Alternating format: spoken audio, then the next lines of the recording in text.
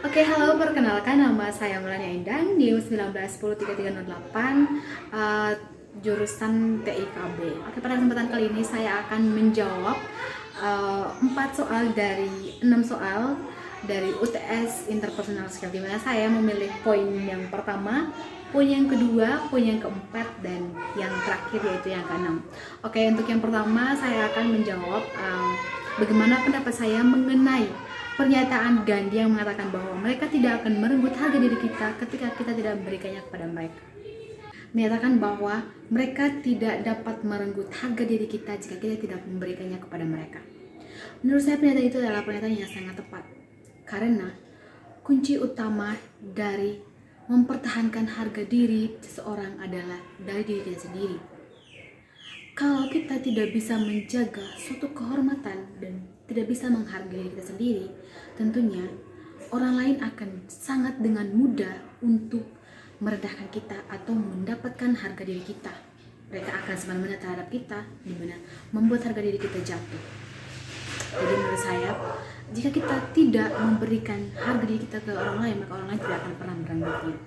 So, maksud dari pernyataan adalah jagalah harga diri Anda dengan baik. Jangan sampai melakukan sesuatu yang bisa membuat orang dengan mudah merendahkan Anda. Baik, yang berikutnya saya akan menjawab poin yang kedua, di mana tanggapan saya mengenai situasi sekarang, yaitu masa pandemi.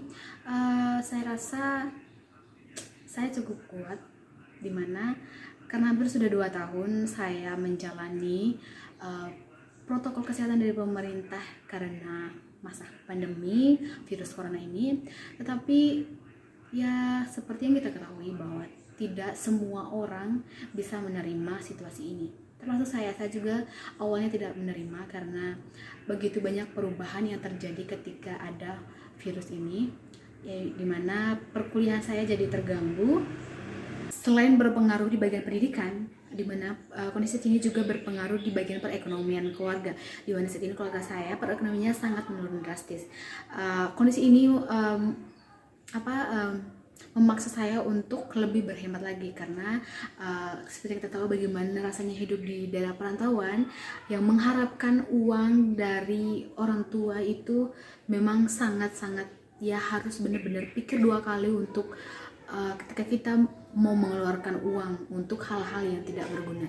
Jadi ya saat ini itu sih yang menurut saya lebih berpengaruh. Terus untuk tanggapan publik yang seakan-akan mereka nggak mau tahu kalau pandemi itu begini, terus efeknya bagaimana ketika mereka tidak mematuhi protokol pemerintah. Jadi ya saya rasa itu semua adalah dampak yang harus kita terima bersama. Jadi kebanyakan orang banyak yang tidak menerima ketika mereka harus tetap diam di rumah sementara mereka tidak punya makan. Sementara pemerintah menganjurkan kita untuk berada di rumah, sementara kita saja setiap hari butuh untuk makan. Tapi banyak yang PHK karena perusahaannya mungkin omsetnya berkurang. Jadi ya itu adalah efek samping. Jadi menurut saya tidak apa-apa, karena itu adalah skala bentuk kekecewaan kita karena COVID juga adalah yang mungkin gara-gara ulah kita juga. Oke, untuk poin yang keempat, bagaimana cita-cita saya 10 tahun yang akan datang. Oke, jadi dari awal saya memang sudah membuat timetable untuk hidup saya ke depannya.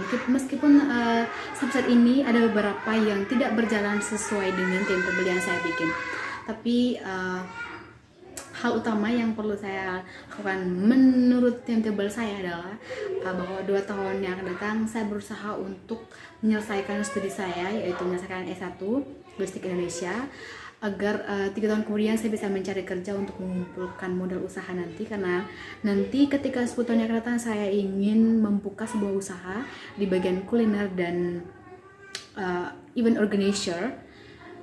Alasannya karena saya suka dia, dan saat ini saya memang sudah mempersiapkan salah satunya mengenai apa saja yang perlu saya pelajari untuk hal-hal tersebut.